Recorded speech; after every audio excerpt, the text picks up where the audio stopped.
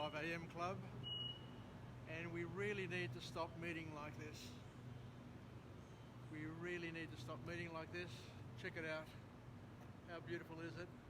Even the train guard has popped out of the train to come and get a photo of this magnificent, awesome location. Where else in the world can you pop off a train, be in a public space, and be surrounded by such magnificence? Anyway, look at the colours of the sky. You've got the greys, you've got the pinks. Those clouds are just so gorgeous. Anyway, let's go on a bit of a walk and talk today, and I'm going to do a book summary. Focus on a book summary today, and the book summary is entitled The Dance of Fear, and the author is Harriet Lerner. Harriet Lerner. It's beautiful today. It's balmy. It's just absolutely glorious. It's going to be a magical spring morning. I imagine it's going to be an awesome sunrise, so I'll try and get round there closer to the bridge to get another Jim's 5 a.m. club and knock out a sunrise as well. But let's start moving. So The Dance of Fear, another great book, and what I'm starting to find out is that there are a lot of books, there's a lot of material on dealing with fear, as fear is probably the most disempowering thing that we have in our lives, and something that most people want to understand and deal with. So in this book here, The Dance of Fear, the author kicks off by making a statement that unhappiness is fueled by three emotions: fear, anxiety, and shame. Fear, anxiety, and shame are the uninvited guests in our lives, and things that we need to understand and deal with if we're going to be happy rather than unhappy. And who doesn't want to be happy at the end of the day? Let's just click out of here and go on our walk now, walk and talk.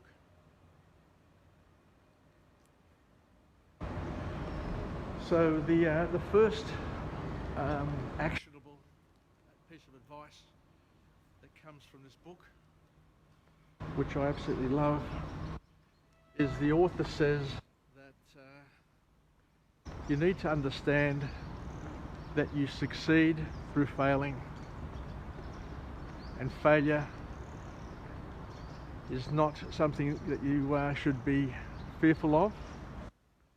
And rather than being fearful of, you need to learn to embrace it and to welcome it into your life. Because the advice is, if you fear something, you need to do it more and more. And we've learnt that from our early childhood. You feared falling over, you just keep on walking. It's not going to stop you, because you know that through walking, through crawling, you're going to achieve your outcomes, your goals, and you're going to live a more fulfilled life. So lesson number one: if you fear something, do more of it.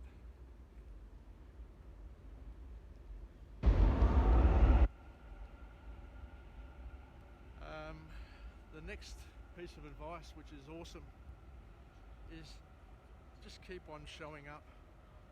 Don't go into hiding if you fear something. Don't turn your back on it, but just keep on showing up. Keep on bolding up. Look at it square in the eyes, and you'll be able to overcome it sooner or later. The author says something else which is really interesting, is that we also need to learn to function function with fear. How awesome is that as a piece of advice? You know, don't let fear scare you. Don't let fear annihilate your view of the world or your ability to connect and be who you're supposed to be, but to learn how to function with fear.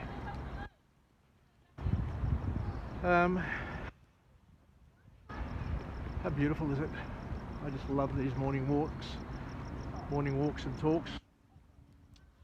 The next piece of advice that we need to consider is that we all have unconscious loyalties. We've got conscious loyalties, but we've also got unconscious loyalties. We've bought into stories, we've bought into ideas, and those ideas can either be serving us or not serving us. So the author talks about the importance of identifying as best you can what your conscious and unconscious loyalties are, what stories you've bought into, and then to do an audit and an assessment to try and work out whether or not these loyalties are worthy of being loyalties. Do you need to be loyal to something which doesn't serve you, which is impeding your progress, which is slowing you down, which is causing you discomfort, or actually causing you pain, suffering and anxiety? So rid yourself of any loyalty.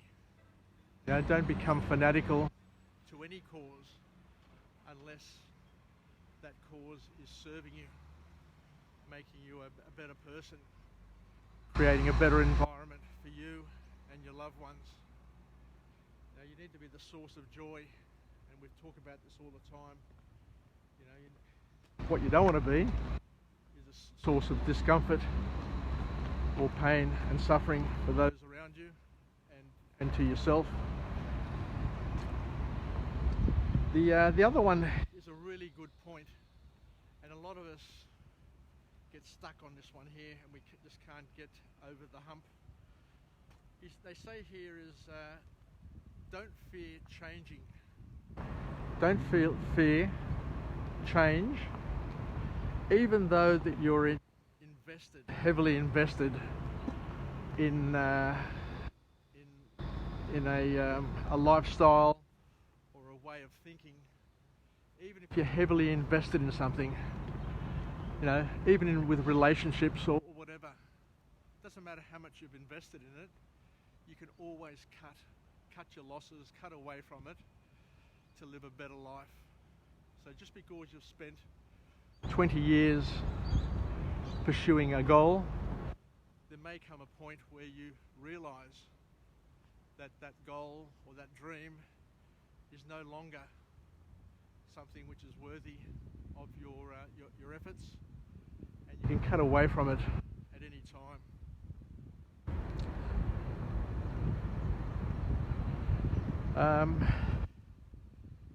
But they also warn here that you need to be careful how you cut away from groups, how you cut away from people that you've invested in, because by isolating yourself, by distancing yourself from a group, you become a target.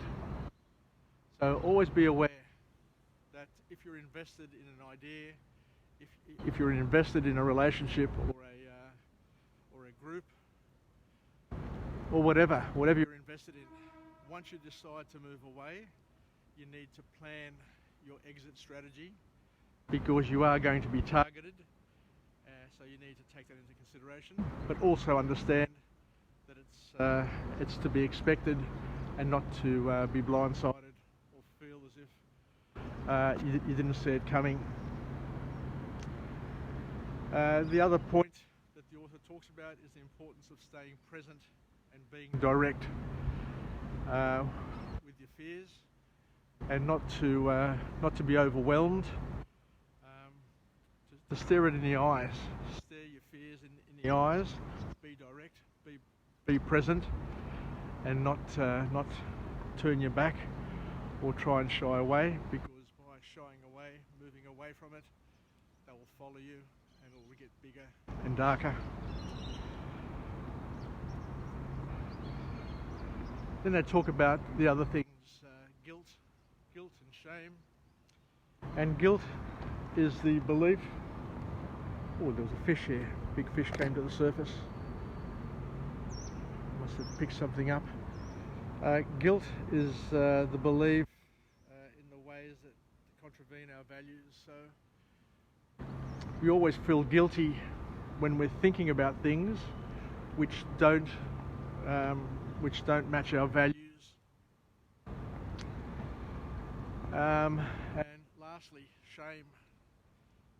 We all feel shame for things that we've done which have contravened our values and we think are wrong.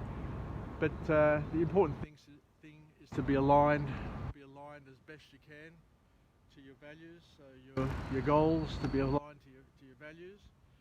But the author makes a very, very good point, a very strong point, that you shouldn't be a victim of other people's shame. So just because other people have got different values or value things differently in their lives, they've got different goals, different focuses, and different life plans and life outcomes. You know, we live our own life. We don't live other people's lives, and we shouldn't in any way, shape or form take on board and be responsible for the shame based on other people's values. So live your own life, set up your own goals, have your own values, live your life congruently aligned to your values, but don't feel compelled that you should feel shame or guilt for what other people do or other people think, because unless it's aligned to your values or it's something that you feel deeply about, then there's no use, there's no value in taking on other people's guilt, shame, nor fears. But be aware that people will try and project their fears, guilt and shame on you, but just to repel it at every opportunity. So that's basically it from Jim's 5 AM Club. Let's finish off with a positive affirmation. I'm alive, I am well, and I feel absolutely great. To my friends and family, stay connected, stay relevant, and let's take a couple of pages out of this book on the dance of fear, and to understand that fear, anxiety and shame, fear, guilt and shame are uninvited guests in our lives, and to learn how to manage it as best we can. So take care. Let's finish off with a positive affirmation. I'm alive, I'm well, and I feel absolutely great. And I look forward to coming to you again from another location with another empowering message, if possible, to kick off our day and allow us to get through our day as best we can. Take care, everybody. Yassas from Jim's 5 AM Club. Let me just do one more panning shot, just to give you a sense of the awesomeness of where I am. That cloud cover this morning is just so interesting. Take care and bye for now.